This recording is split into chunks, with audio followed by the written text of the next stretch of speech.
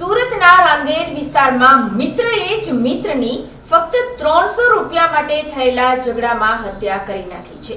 હાલ તો રાંદેર પોલીસે સમગ્ર મામલે તપાસ શરૂ કરી છે.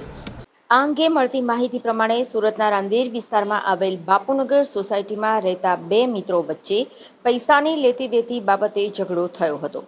બાપુનગર સોસાયટીમાં રહેતા મુનાફ શકીલ શેખ અને ફારૂક મોહમ્મદ અસલમ ઉર્ફે ફારૂક પટેલ એક જ સોસાયટીમાં રહેતા હતા અને બંને સારા મિત્રો હતા.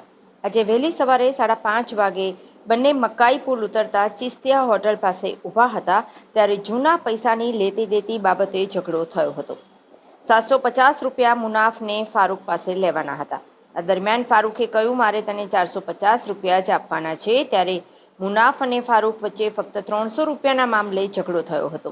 આ દરમિયાન ફારૂકે પોતાની પાસે રહેલા ચપ્પુ વડે મુનાફ પર હુમલો કર્યો હતો. ફારૂકે મુનાફને આડેધડ ચપ્પુના ઘા ઝીંકી દીધા હતા, જેથી મુનાફ લોહી લુહાણ હાલતમાં ત્યાં ઢળી પડ્યો. બાદમાં ઘટનાની જાણ પરિવારજનોને થતાં તેને સારવાર માટે સિવિલ હોસ્પિટલ લાવવામાં આવ્યો, જ્યાં ફરજ પરના તબીબોએ તેને મૃત જાહેર કર્યો હતો. ઘટનાને પગલે રાંદેર પોલીસે લાશને પીએમ અર્થે ખસેડી વધુ તપાસ હાથ ધરી છે. ઉલ્લેખનીય છે કે મૃતક મુનાફ શકીલ શેખ અને ફારૂક પટેલ બંને એક જ સોસાયટીમાં રહેતા હતા અને મિત્રો હતા. બંને મિત્રો મજૂરી કરી પરિવારને મદદ કરતા હતા. આ દરમિયાન રૂપિયાની લેતી દેતી થઈ અને માત્ર 300 રૂપિયાની લેતી દેતીમાં હત્યા કરવામાં આવી હતી. ઉલ્લેખનીય છે કે મૃતક મુનાફ શકીલ શેખના પિતાનું નિધન 20 વર્ષ પહેલા થયું હતું. પરિવારમાં માતા અને 3 ભાઈ છે. મૃતક મુનાફ શકીલ શેખ સહિત 4 ભાઈઓ હતા, જેમાં મુનાફ શકીલ શેખ સૌથી નાનો દીકરો હતો.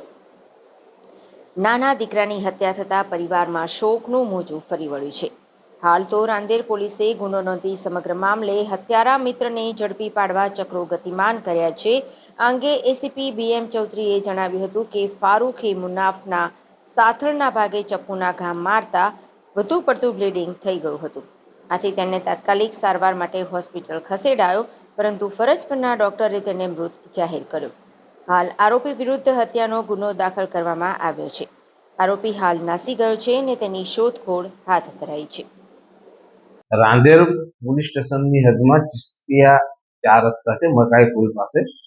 ત્યાં સવારના સમયે કંઈક પૈસાની લેતી દેતી બાબતમાં ઝઘડો થયેલ છે ને એની અંદર ખૂનનું બનાવ બનવા પામે છે, જેને અંદર ફરિયાદી નજીરભાઈ છે, એમના નાના ભાઈ મુન્ના ઉર્ફે માનસિક નાઓ તથા આ કામના આરોપી જે છે એ ફારૂક મોહમ્મદ અસલમ ઉર્ફે કંડર ફારૂક પટેલ નાઓ વચ્ચે પૈસાની લેતી દેતી બાબતમાં સામાન્ય ઝઘડો થયેલ અને ઝઘડામાં આ કામના આરોપી ઉશ્કેરાઈ ગયેલ અને એને પાસેના ચપ્પુના જેવું હથિયાર હતું એ ચપ્પુના એના સાથળના ભાગે ઘા મારી દીધેલ, જેથી વધારે પડતું બ્લીડિંગ થઈ ગયેલ અને પછી તાત્કાલિક 108ને બોલાવીને સિવિલ હોસ્પિટલમાં લઈ ગયેલ, તો ત્યાં સિવિલના ડૉક્ટરશ્રીએ એને મરણ જાહેર કરેલ છે અને હાલમાં આ કામના આરોપી વિરુદ્ધમાં ખૂનનો ગુનો દાખલ કરવામાં આવેલ છે. આરોપી અત્યારે ત્યાંથી પોતા નાસી ગયેલ છે અને તપાસ ચાલે છે. કેટલા વાગ્યાનો બનાવ હતો ને તપાસ આ બનાવ સવારના 5-5:30 વાગ્યાનો છે અને પોલીસને જાણ થતા પોલીસ તાત્કાલિક ઘટના સ્થળે પહોંચી ગઈ અને